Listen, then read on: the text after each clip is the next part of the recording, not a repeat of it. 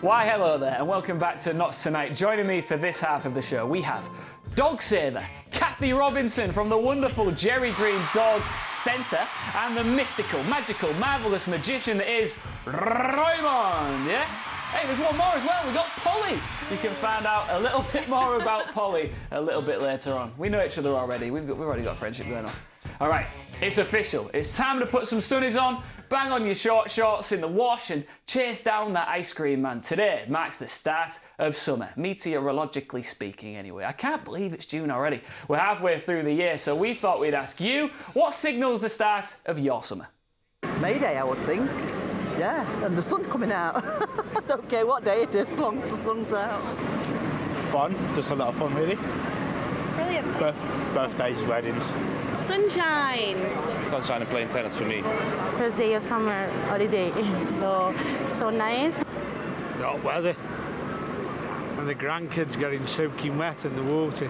When I don't have to wear a jacket and I can leave the house without anything on. Looking out my bedroom window, seeing the blue skies, seeing the sun coming down. First day of summer. Some people would say it's not warm enough here. Yeah, and it means the sun coming out, we're all in a better mood, especially me. Right, summer, it's here, officially. Yeah. What, when you look out your window and it's the first day of summer, how does it make you feel? Apprehensive, because I know for about 4 or 5 months while I'm doing my job, I can't kind of take anything off. It's got to be jacket and stuff, so I have to work through it. So I die in summer, thank you for asking. Yeah. Well, for the record, as you can see, Roy looks incredible tonight, and that is because he is a magician. A little bit later on, you'll be doing yet another one of your marvellous tricks for us. I imagine you do get pretty hot. Kathy, what symbolises summer, the beginning of summer for you? For me, it's the flowers in the garden. Yeah. You know, when you go out and there's lots of vibrant colours. Yeah. You're a big gardener? I'm not. Yeah, I do like gardening. I do leave a lot to my husband, but I like what he does in the garden. Yeah. What do you like to do in summertime, Roy? Is there anything you do in summer that you don't do any time of the rest of the year? And does your work go up? Say again? Does your workload increase over the summer? Yeah, it does. Yeah, it has an increase during the Christmas time and then sort of after Easter all the way through, really. So, but what I like to do when I get home is just to throw everything off. Yeah. Pair of shorts, t-shirt, conservatory, doors open, fan on, bit of TV, you know, glass of wine, you know. I'm sorry, I just can't get out of my head the thought of you in some shorts and a vest. You can't bleach that image out of your mind now. It's in there, it's in there.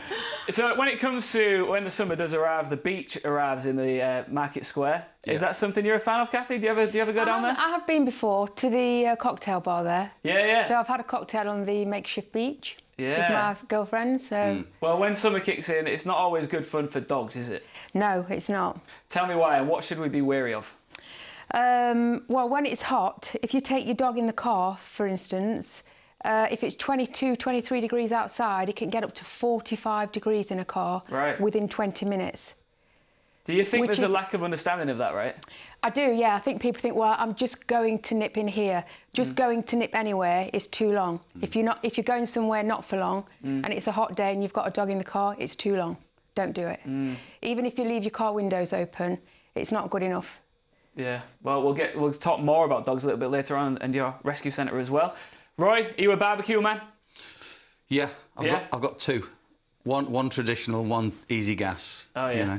You got two barbecues. What's your speciality? One I've got. Speciality would be just burgers and sausages. Just throw it on. I mean, I'm not a Jamie Oliver. I don't kind of wrap things in fennel and stuff like that. It just gets thrown on and eaten. That's it. I'm looking forward to my next barbecue. And if you are too, if you're gearing up to snap them tongs on some bangers and wheel out the old barbecue this weekend, maybe, fingers crossed, here's a recipe idea from our favourite food vlogger, Warren Nash.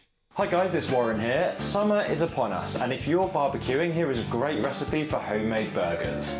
And this recipe is enough to make 4 large burgers. To begin with, take 1 onion, peel it and then chop it into chunks. Then place into a mini food processor.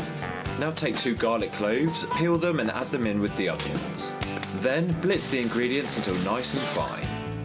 Once done, then take 500 grams of minced beef and add 2 tablespoons of Worcester sauce, 1 teaspoon of chili powder, add in the chopped onion and garlic, then crack in 1 egg. Finally, season the mixture generously with some salt and pepper. Now you want to thoroughly combine all the ingredients together.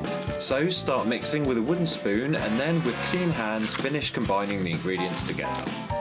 Now take your burger press and line the inside of the lid with a circular piece of greaseproof or parchment paper, then sprinkle on some plain flour. Separate the burger mixture into 4 and then for each burger, place the mix into the press, sprinkle on some more plain flour and then place on another piece of greaseproof or parchment paper. Now place the base on the burger press and begin twisting, and this will compact all the ingredients so your burgers will stay together. Do this for each burger and then carefully remove the burgers from the lid, being sure to remove the greaseproof or parchment paper. Then lay your burgers out and leave to chill in the fridge for a good few hours in order for your burgers to firm up. And once firmed, the burgers are then ready to cook in a frying pan or under the grill, or better still on the barbecue. And what better way to celebrate summer than with my fantastic, tasty homemade burgers. Good old Warren. Right, well, there's a bunch of ladies whose summer got off to quite a bad start. Emma Green and her hen party of 17 women were thrown off a Jet2 flight at East Midlands Airport for wearing offensive T-shirts. The bride-to-be insisted that the group hadn't been drinking or causing trouble, but were still given the boot. Jet2 said the group were repeatedly told to cover up, and the company were left with no choice but to remove them from the aircraft. Let's have a quick look at the photograph. It's pretty obvious what this says, but is this something that you would expect if you saw a hen party, board in a flight? Would you expect them to get kicked off, Kathy? No.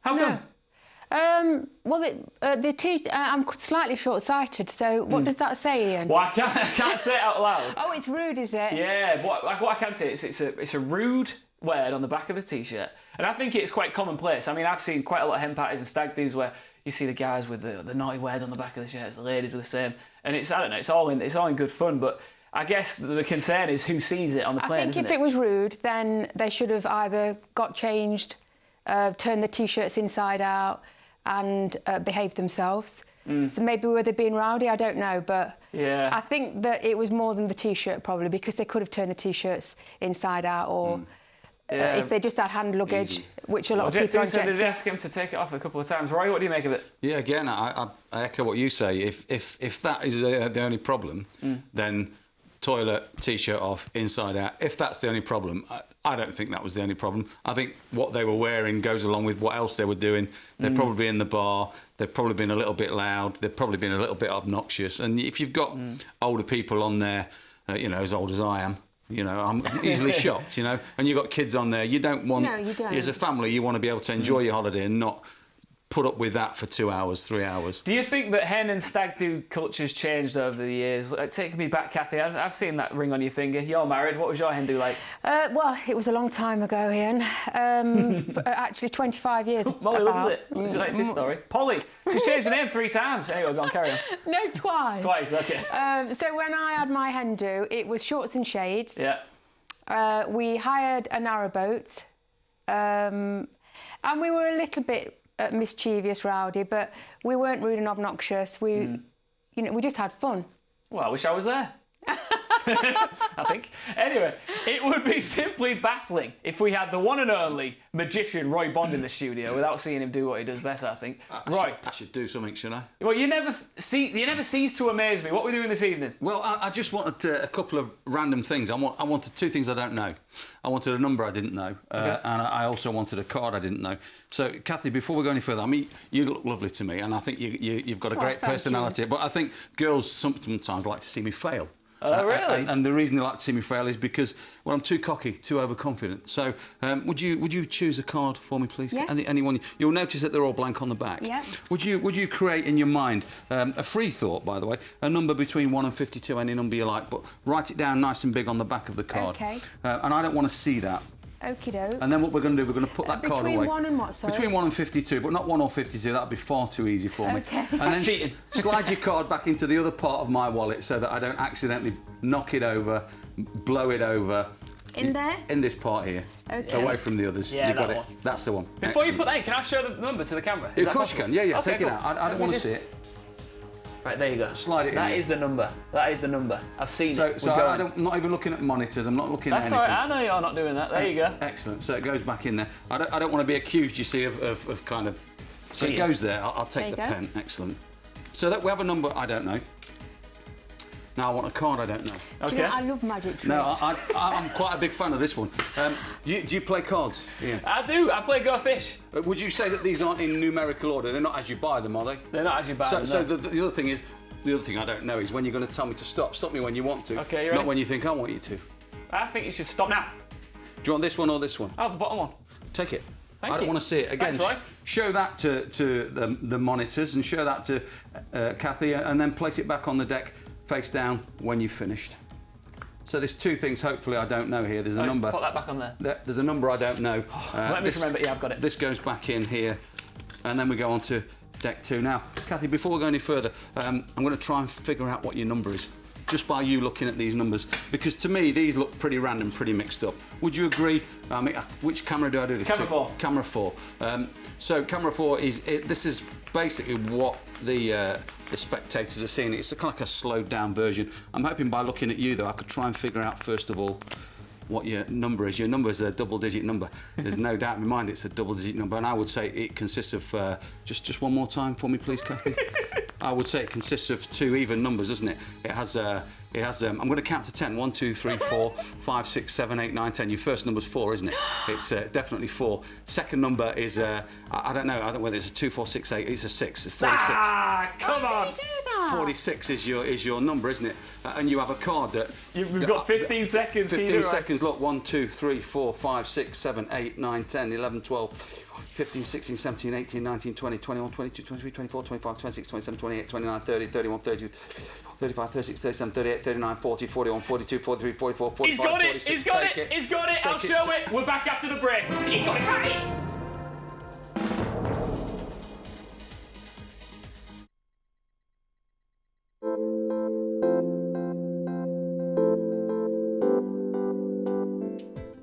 At Glasses Direct, all of these glasses are 2 pairs for £19, including lenses.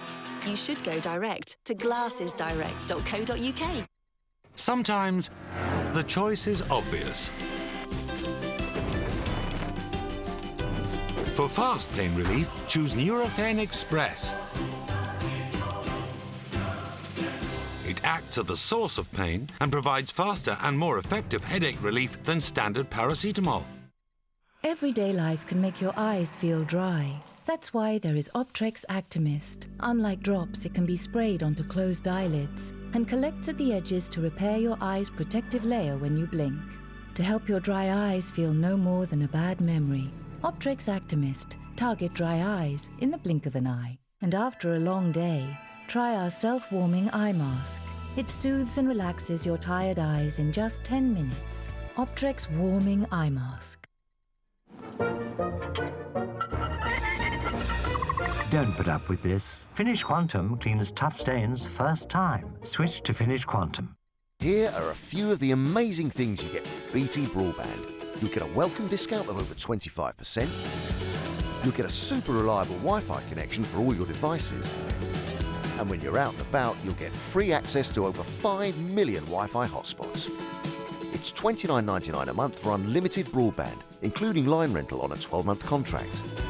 And if you join online before the 1st of June, we'll also give you a £50 reward card to spend. Unlimited BT broadband with a welcome discount of over 25%. Call 0800 55 2211 or visit bt.com/deals.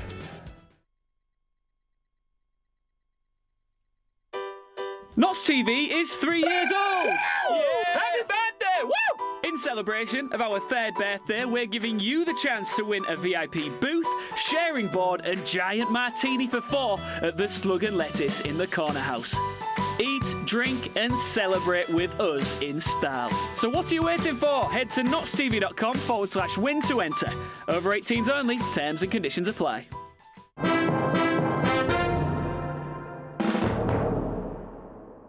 Welcome back to Notts Tonight. Joining me on the sofa this evening, we have Kathy Robinson from Jerry Green Dog Rescue and magician Roy Bond. Can I just say, Roy did get the card correct. Here it is. Here's the proof. Roy, you're unbelievable. That's just too slow. Yeah. I'm getting old. That's what we'll say. We're also joined, of course, by our 4-legged friend here, Polly the dog. Now, Kathy, if anybody was lucky enough to see Polly last time she was on the show, She was in a completely different state, wasn't she? She was, absolutely, yeah. She had no fur on her back. She was quite stressed when she came into the rescue centre. She had a flea allergy. Yeah. She also had some lumps, which we had removed. We had spayed. She knows she's on the air, you see. Well, you mentioned there that she was stressed when you first got her. What do you think happened in her history before she came to you? We really don't know. You don't know. You can only assume, Ian. But a gentleman had had her. He'd taken her back to the rescue. Someone else had had an elderly gentleman for a few months. He couldn't cope with her. And we think he was going to get her put to sleep, but decided to bring her to the rescue centre, which we were so grateful for. How many cases do you get like this where you've got to nurture them back to good health? Quite a few. Really? Yep. Now, you've got Molly. She used to be called Molly, didn't she? Talk me through the process, because she's got a new owner now. This is a success story, isn't it? Can I hold her, by the way? I'm desperate to hold her. Polly, come over here, love. Here we go. Up you come, and off you pop. There you go. Lovely. So, talk to me about the change, what happened for her and how she ended up in a lovely, loving home. Well, after she came on the TV, a member of my family actually decided that they really would like her, so they fostered her. Because when we get dogs into the centre, we spay them and they're neutered straight away, so we do that. And it's quite a big operation for an older dog, and she'd got a few lumps as well, so the vet removed those as well. How old is Polly? She's 8. 8? Yeah, we think she may have had pups, but we don't know. We can only... There would be some cute puppies. I feel like she's shaking a little bit. Should I give her back to you? Should I pop her back? So, yeah, tell me, it's also National Volunteer Week, right? Is that right? Yeah. So, and that's something you're looking to get more of at the centre? Yeah, we're always looking for volunteers. So it is National Volunteers Week. So I'd like to say thank you very much to all the volunteers that we have, because they're great. Yeah. What does a volunteer's job include? Lots of different things, Ian. So you can, if you want to walk the dogs, you can volunteer to come and walk the dogs. I'm always looking for people to help at events, because I do lots of events to raise funds for the charity. Yeah. So events volunteers, admin volunteers, any type of job you can imagine, we'll have a volunteering form for it. Oh, there's Polly when she was Molly just there. So, Kathy, let's take a rewind a touch, because at the end of the day, your centre has got a lot of dogs that need homing, right? Absolutely, yeah. What would you say is the type of owner that you would look for each specific breed? Like, for example, Polly. Who would be suitable for Polly? Honestly, for Polly, anybody. Really? She's just great. She's just she's an older dog, and a lot of people put off by that. But don't be, because you haven't got all the chewing, you know, from pups and the boisterous behaviour that pups have. Do you think people tend to go for the younger dogs, but do they end up being more work anyway? Yeah, they do. People get fixated by what breed they want. And if I can say one thing to everybody that's listening out there tonight, is please consider adopting. Adopt, don't shop. Roy, you got a dog? Yeah. Did you adopt or shop? We, strange situation that. It was a buy. We bought the dog, or my wife bought the dog, to take it out of a situation that she didn't like to see it in. Yeah. So You rescued the dog, yeah. Yeah, I suppose so, but not from a centre. It was from a Yeah, home. there's all types of rescue, isn't there? Yeah. And you know, and if you can't choose one from Jerry Green's, then just consider adopting a dog. Thank you so much, and Polly, it was lovely to have you back on the show. Stick around till the end, please. All right, as we continue to celebrate the first day of summer, why don't we take a trip to the garden for some top tips? Here is the second instalment of my afternoon with the legendary John Sterland. There's a spot I know where I'm longing for to go. I'm dreaming about it night and day, where the lazy river roams down to meet that ocean flow in that Fraser River Valley far away. Home, home, Lord, I'm going home to familiar places that I knew. Home, home, Lord, I'm going home. Hey, how about having a neighbour like Margaret then? I'm well jealous, mate. Oh, man. Can you get back to me? What we're doing? Summer bedding. Okay. Yep. Summer bedding with oh dear. All right, John, can we have another go at this? Take 7. Yes, yeah. I'm on to my 5th scone here.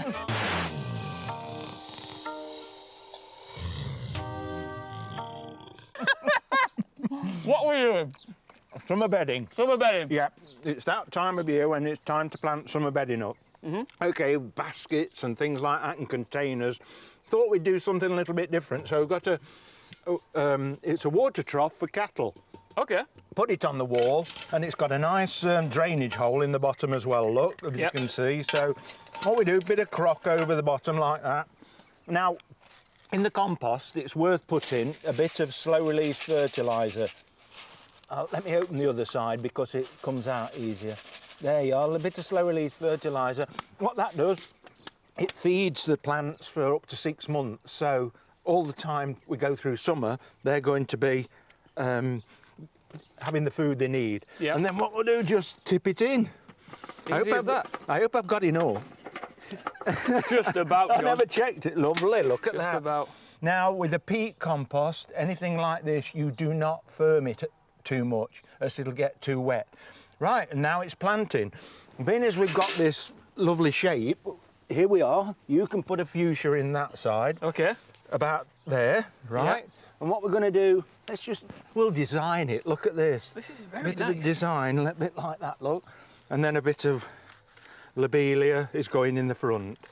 So there we are, there's one, don't want the label. And then one in the middle, and that'll drape down. Look at this, right, off you go, planting. OK. Right, quickly. How hard is it to plant? Because, I mean, I'll be honest, I'm not very experienced when it comes to planting. You go a little bit further than that. Yeah. A little bit lower. You basically want it to the surface of the soil. Look at that. Yeah, all right. Well, a bit further in. Yeah, a bit further in. Right, this one. Again, if you scoop backwards and forwards really deep, then the whole... that's much better. There you see, you go. Somebody who learns after one planting is So really you mentioned good. this. What else could you use if you don't have one of these? You can use all sorts of things. In fact, I've got another thing for you to plant. Oh. Yeah, at the right front. now? Yeah, Let's go. Don't forget, we'd water it as well. OK. Ian, get a move on. Will you stop eating Margaret's scones? What? And, look, come on, put it down. Can we plant it and grow some more? No, look here. Now, this is modern art, this is, because what we've got is an old sink, and we've got the plates in there, but we want something to look like the suds on the top. Little Dorrit, Alison, as everybody calls it, and just look at this. If we plant those... Yeah.